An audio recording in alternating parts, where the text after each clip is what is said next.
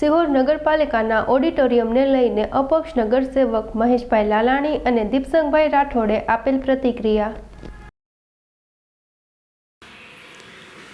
સાહેબ, જે ઓડિટોરિયમને આપણે જે બનાવવાનો છે હકીકત એમાં શું છે? એની આ પહેલાં તો સિહોરમાં તો બંધન પાર્ટી પ્લોટ છે, પછી માળી પાર્ટી પ્લોટ છે, આપણો ટાઉન હોલ છે. તો ત્યાં આટલી સુવિધાઓ છે તો સ્પેશિયલ ઓડિટોરિયમ કરવાનું કારણ શું? અને ત્યાં છેવાડે બનાવવાનું કારણ હોય, કારણ કે હેલીપેડ હાઈ ક્લાસ બની શકે છે. તો ઓડિટોરિયમના ઘણા મુદ્દા અત્યારે સિહોર શહેરમાં ચર્ચાયેલો. હકીકત આપ શું કહેવા માગે આપણા પરિચય સાથે? મહેશ લાલાણી, સિહોર નગરપાલિકા વોર્ડ નંબર 8 કાઉન્સિલર અપક્ષ. આપે ખરેખર બહુ આ સરસ પ્રશ્ન પૂછ્યો અને એની જાણકારી માટે થઈને તમે જે મને કીધું તો મારી આગળ જે જાણકારી છે મારી અને દીપસંગભાઈ આગળ બંને અમે આ ઓડિટોરિયમ અંગે અમે કહેવા માગીએ છીએ કે ઓડિટોરિયમ જે બનાવવાની સરકારની સ્કીમ જે છે એ અંદાજિત 8.5 થી 9 કરોડ રૂપિયાના ખર્ચે સેન્ટ્રલી એસી આ ઓડિટોરિયમ હોલ બનાવવા માટેની એમની યોજના છે.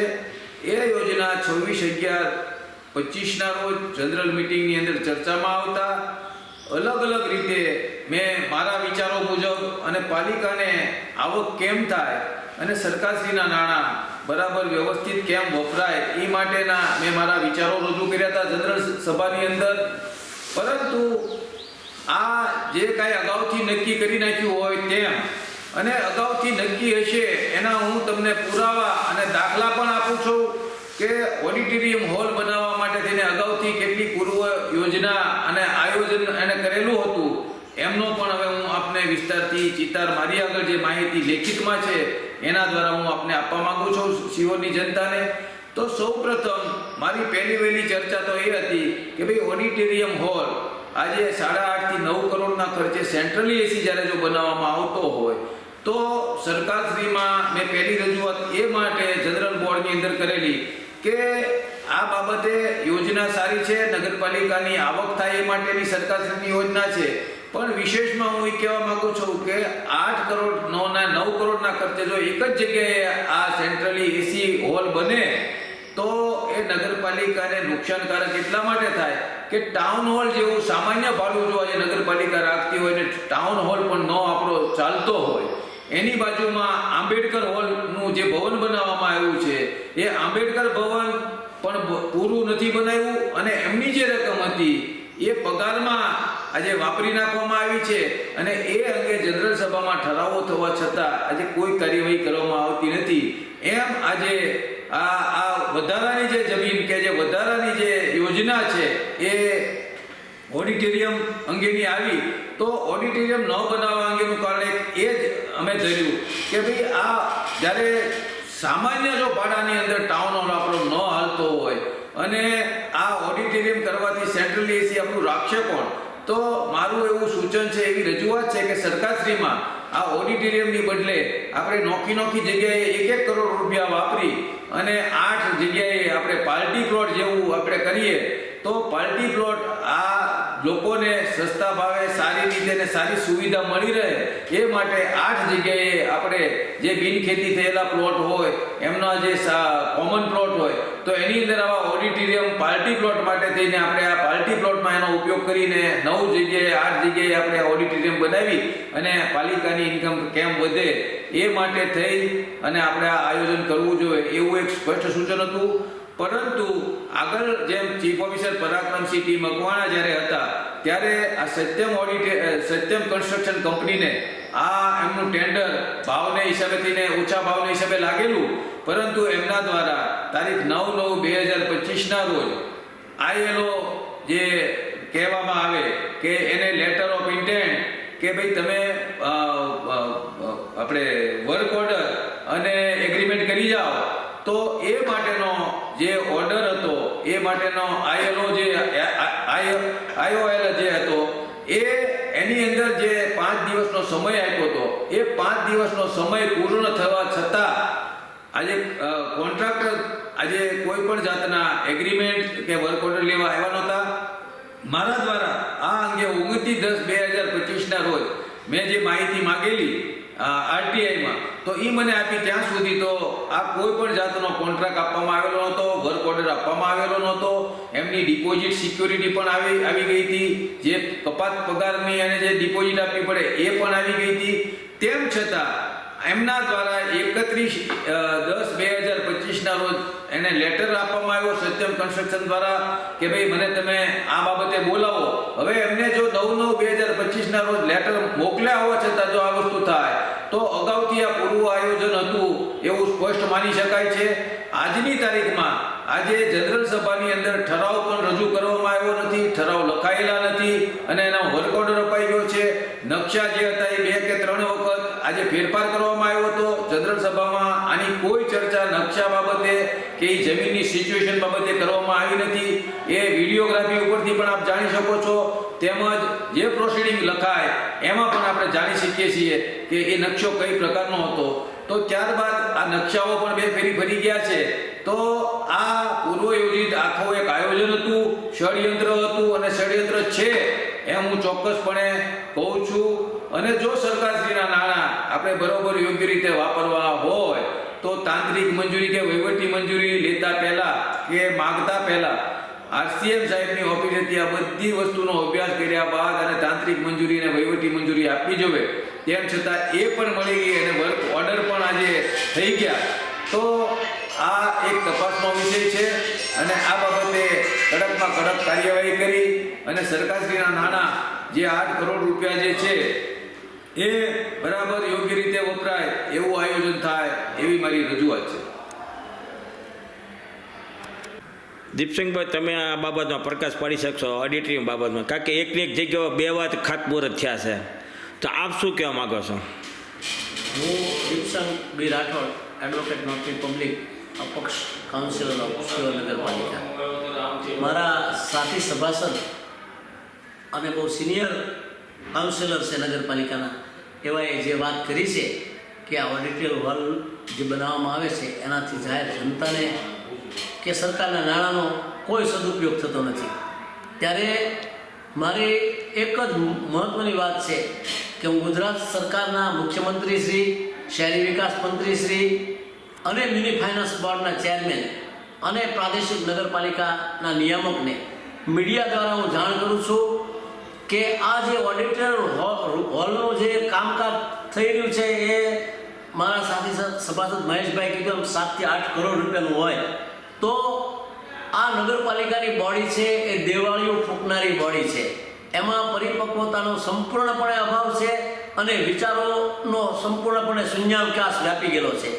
એ લોકો આ ઓડિટોરિયમ હોલ બનાવે છે તો એને જનરલ સભામાં ચર્ચા કરવી જોઈએ કે આ નગરની કેટલી વસ્તી છે, આ નગરના કલા રસિકો માટે શું શું સુવિધાઓ ગામમાં છે અને હવે શું સુવિધા બાકી છે. આવો કોઈ વિચાર કર્યા વગર માત્ર ને માત્ર કેટલાક રાજકીય આગેવાનોના રોટલા શેકવા માટે અને આ સિમેન્ટનું જંગલ ઊભું કરી અને મિલો બનાવવા માટેની આ એક સાજિશ છે. એટલે અમે શહેરી વિકાસ મંત્રીને અને શહેરી વિકાસ સચિવને અને મુખ્યમંત્રીને જાણ કરીએ છીએ અને ગુજરાત સરકારનું જે નાણાં વિભાગ છે એને પણ જાણ કરીએ છીએ કે આ નાણાં ખર્ચવાથી શિહોરની જનતાનું કોઈ કલ્યાણ નથી. કારણ કે ટોટલી એસી હોવાથી લાઇટનો પણ એટલો ખર્ચો આવવાનો છે.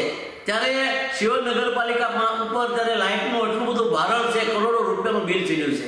તો મારા એક વિચાર મુજબ અને મારા એક કાયદાના જાણકાર મુજબ કે નગરપાલિકામાં લાઇટ બિલ ન હોય ત્યારે આ ઓડિટોરિયમની ગ્રાન્ટ મળતી હોય, પણ આમાં કેટલીક લાગુઓ કરી છે તો મુખ્યમંત્રી શ્રી આમાં રસ લે અને મિની ફાઇનાન્સ બોર્ડ રસ લે કે શા માટે અને કોના કહેવાથી અને કોના લાભ માટે ઓડિટોરિયમ હોલની વાત કરવા માંડ્યા છે.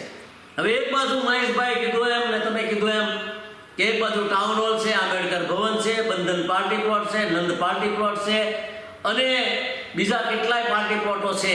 ત્યારે શિહોરની જનતા ભાવનગર શહેરમાં કેટલી આવક થાય છે આવી બધી તપાસ નાણાંના હિત માટે નગરપાલિકાએ કરવી જોઈએ. પણ નગરપાલિકા માત્ર ને માત્ર બિલો ઉધારવા માટે અને ખોટા કામો ઊભા કરવા માટે કરી રહી છે. ત્યારે મારો વેધક અને સણસણતો સવાલ એ છે કે 25/11/2025ની મિટિંગમાં આ શિહોર નગરપાલિકા ટાઉન હોલને ભાડે દેવા માંગે છે અને ભાડે શા માટે દેવા માંગે છે એ આ પ્રશ્નની સાથે મેચ્યોર થતો પ્રશ્ન છે.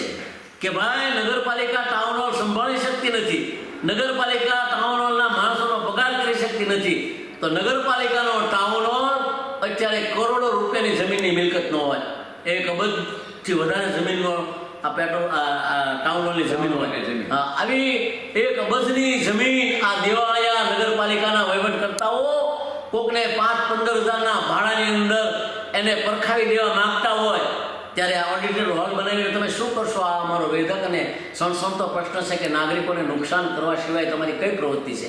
એક બાજુ તમે ટાઉન હોલ ચલાવી નથી શકતા, તો ઓડિટર હોલ કેવી રીતે ચલાવી શકશો? તો અમારા સાથી સભાસદે કીધું એમ શિહોરની જનતાને ઉપયોગી થાય એવું તમે નાના પાર્ટી પ્લોટ બનાવો, કે નદીની અંદર સૌંદર્ય પ્રસાધન કરી અને રિવરફ્રન્ટ બનાવો, કે પ્રજાની જરૂરિયાતનું જે કાંઈ સાધનો છે એ તમે બનાવો, તો શહેરનું હિત થાય અને સરકારના નાણાંનો સદુપયોગ થાય. અને માત્ર ને માત્ર જાદુગરના પૈસા 1.5 લાખ થતા હતા, એને 45 રૂપિયા 45,000 લઈને એને જવા દીધો. હવે બીજી બાજુ નગરપાલિકા અત્યારે જે ટાઉન હોલ ભાડે આપી રહી છે, એ ટાઉન હોલને એ કરોડો રૂપિયાની મિલકતને નજીવા બાબતમાં આપવાની તૈયારી કરતી હોય અને જાદુગર પાસેથી પૈસા ઉઘરાવી ન શકતી હોય, મેન્ટેનન્સ ન કરી શકતી હોય અને 1.5 લાખના 45,000 રૂપિયા લઈ અને નગરપાલિકા આવો વહીવટ કરતી હોય, તો ઓડિટર હોલમાં શું સ્થિતિ થશે? ઓડિટર હોલની અંદર કેટલા માણસ રાખવા પડશે?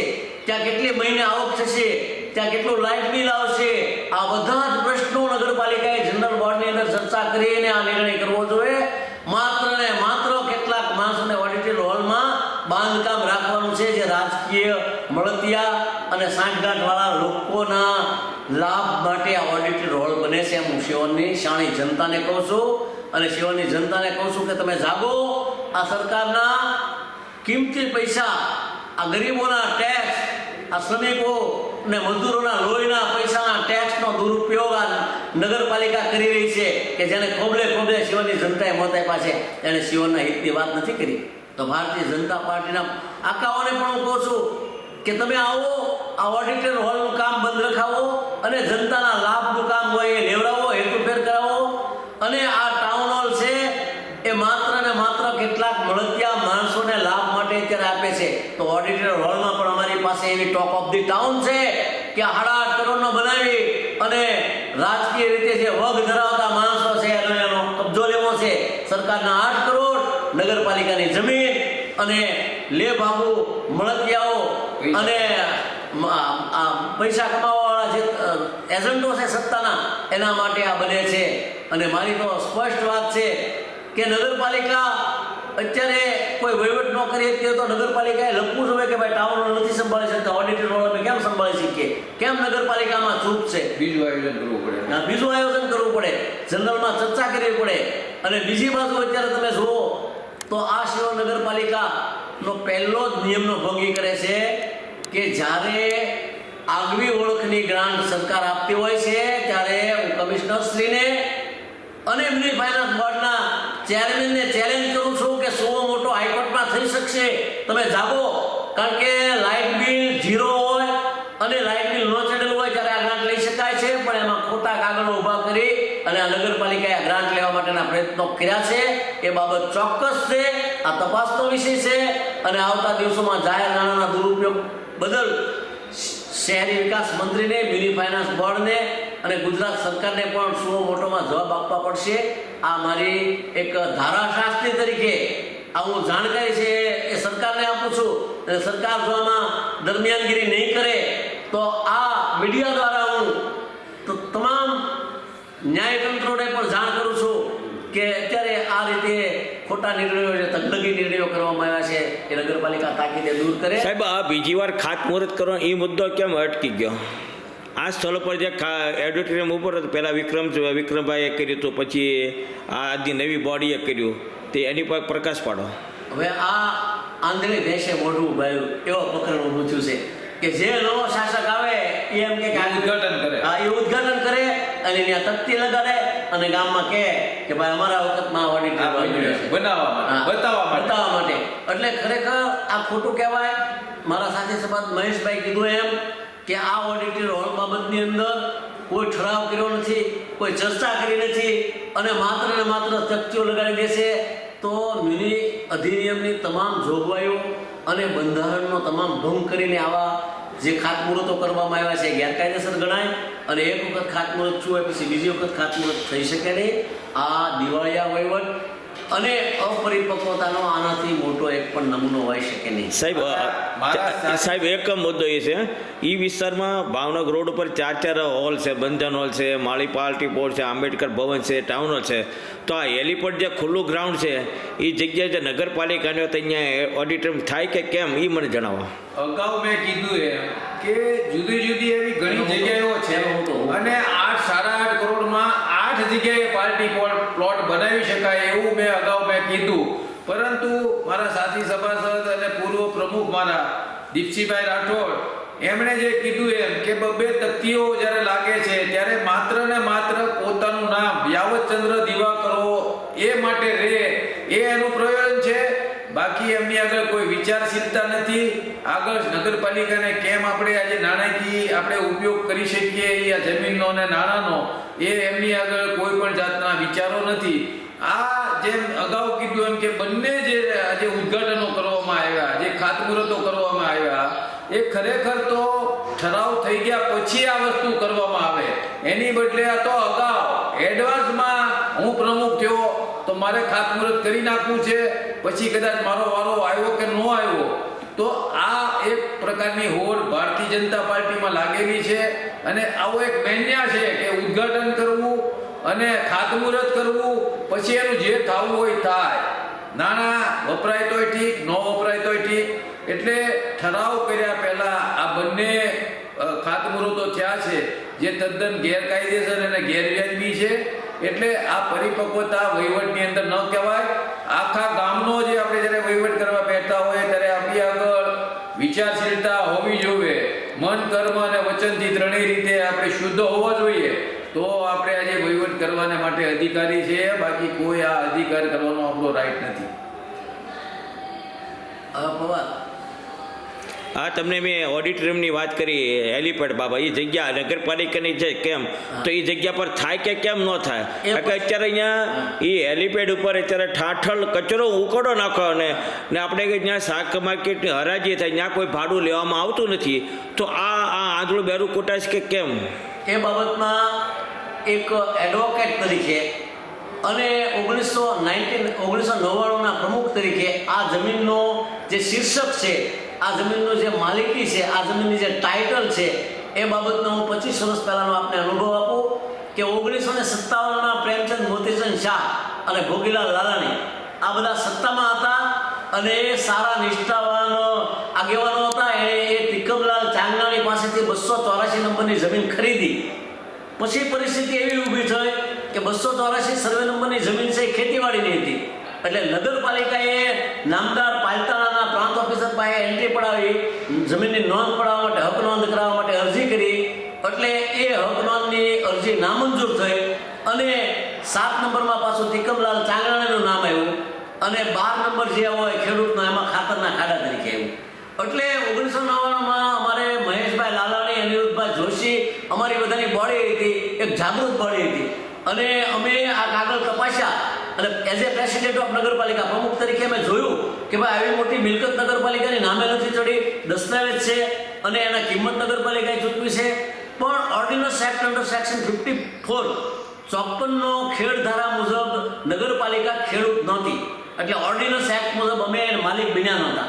એટલે અમે શિહોર નગરપાલિકામાં ભૂતકાળના કેટલાય શાસકોએ તો આ ગામ વેચ્યું છે પણ અમે ગામને વધાર્યું છે. 1999માં અમે જમીન નામે કરાવવા માટે નામદાર કલેક્ટર શ્રી રાજકુમાર સાહેબ પાસે અમારી ટીમ ગઈ અને અમે સાહેબને વિનંતી કરી કે સાહેબ અમે અમારી નગરપાલિકાના ભૂતકાળના શાસકોએ એના પૈસા ભર્યા છે અને અમારા નામે આ જમીન ચડતી નથી. એટલે કલેક્ટર શ્રીનો એક આદેશ હતો કે તમારા નામે અમે જમીન કરી દઈ તો ભૂતકાળના શાસકોનો કડવો અનુભવ હતો કે પ્લોટ પાડી દે, વેચી દે. એટલે રાજકુમાર સાહેબે મને એમ કીધું કે ભાઈ તમે નાની ઉંમરના પ્રમુખ છો તો તમે આના શિક્ષણનો હેતુ કરો તો અમે તમને આપીએ શિક્ષણ. હા, એટલે પછી રાજકુમાર સાહેબે અમારી પાસે લખાણ લીધું, અમારો ઠરાવ લીધો કે ભાઈ આનો તમે શિક્ષણનો હેતુ કરી શકશો એટલે તમારું નામ અમે ચડાવી દઈએ.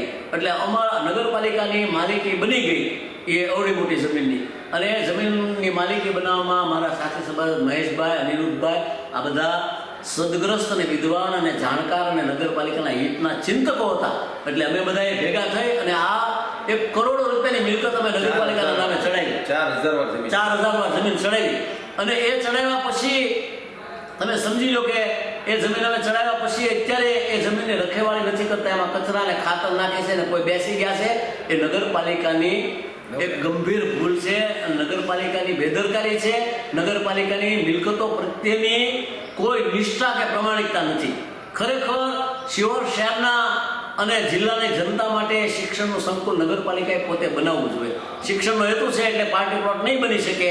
આ મારો કાયદાના જાણકાર તરીકેનો મત છે અને એ મત છે એ કાયદાકીય બાબત છે. તો નગરપાલિકાએ પોતાની કોલેજ ઊભી કરવી જોઈએ અને એવી ટેકનિકલ કોલેજ ઊભી કરે કે શિહોરની જનતા અને તાલુકાની જનતા એમાં ભણી શકે. એની બદલે અત્યારે નગરપાલિકાએ પાછી ઉતરેટીના ખાતરવાળી કરી અને આ કરોડો રૂપિયાની જમીનનો અત્યારે ત્યાં દુરુપયોગ થયો, કોઈ બકાલ આવે છે. તો આ બાબતમાં પણ શિહોરની જનતા જાગે અને નગરપાલિકાની જુદી જુદી મિલકતો છે, ટાઉન હોલની મિલકત છે, પેટ્રોલ પંપની મિલકત છે, આ કબ્રસ્તાનની પાછળ રસ્તાની મિલકત છે, આ બધી જ મિલકતોમાં અત્યારે એક મોટામાં મોટી શંકાના દાયરામાં નગરપાલિકા સેવાઈ રહી છે કે ભ્રષ્ટ શાસકો ગમે તેની સાથે સેટલમેન્ટો કરી અને જે આપણા હું હમણાં નામ બોલ્યા આપણા વડવાઓએ જૂના સત્તાધીશોએ જે મિલકતો મેળવી છે એ મિલકતો અત્યારે લૂંટાવા મળી છે.